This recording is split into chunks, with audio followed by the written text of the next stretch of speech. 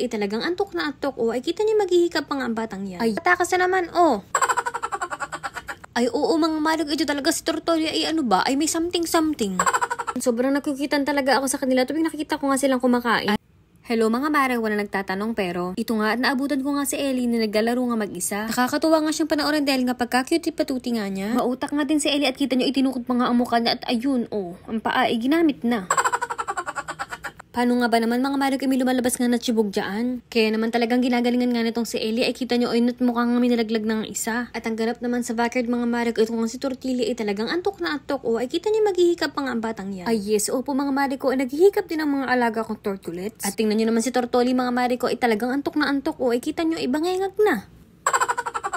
Panigurado akong nakatulog na nga si Tortoli at sa kanyang pamamahinga nga ay talagang nabuhay nga ang kanyang dugo. Ay wait titit, ay paano ba naman ay tingnan nyo nga itatakas na naman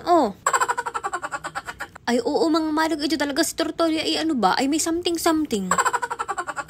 Kung ito talagang si Tortolia ay napasok nga sa school, ay naku Diyos ko, ay talagang tatawagin nga ako ng principal everyday. Ay talagang pagkatigas-tigas ng shell niyan mga mare ko. Maiba nga tayo mga mare ko. Alam niyo naman ang Maring Sisi ay isang online seller nga din. Ay apo Diyos ko, ay nakita mo ang mga yan. Ay Diyos ko, ay diritinda lang natin yung less than 1,000.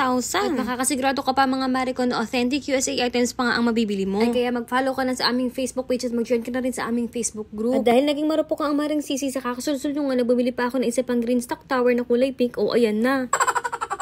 At pagkatapos kong ma-receive nga yung aking bagong tower, itong automiratyo lang nga ako sa backyard. Naglagay na nga din ako ng mga pagkain nga sa ating mga feeder. At itong si Ellie, inaantay nga niya kanyang mga kalaro. At bogs mga mare ko, ito na nga si Squirrely, para bang naradar na nga niya talaga na may pagkain na nga sila ulit.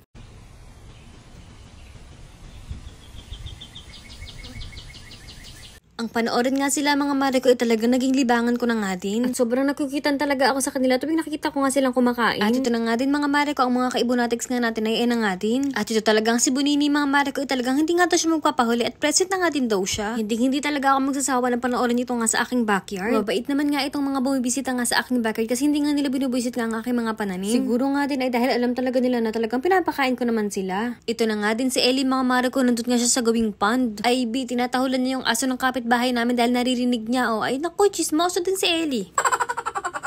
Pagpasok ng bahay mga mare ko, ang mood naman ni Ellie ayan nga't maglaro-laro nga dyan. Nung makita nga ako ni Ellie nagkatrabaho nga ako, tutulungan nga daw niya ako, pero kita niyo naman ay nung naging admin nga siya, ay naku ay inantok.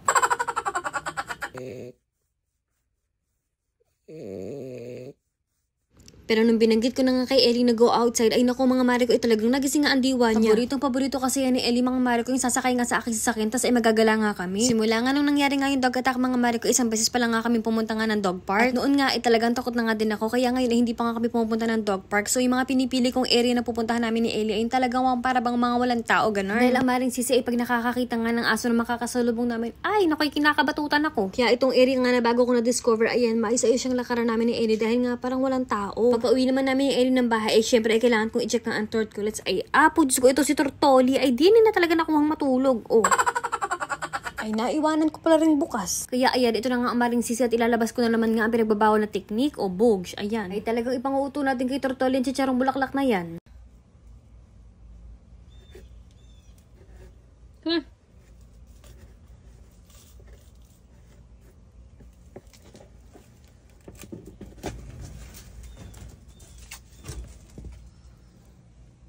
Ay talagang butitit mga mare ko, at alam niyo na nga talaga ang kahinaan nga nitong si Tortoli. Ay talagang mapapasunod mo siya basta ikaw ay may dala chicharong bulaklak.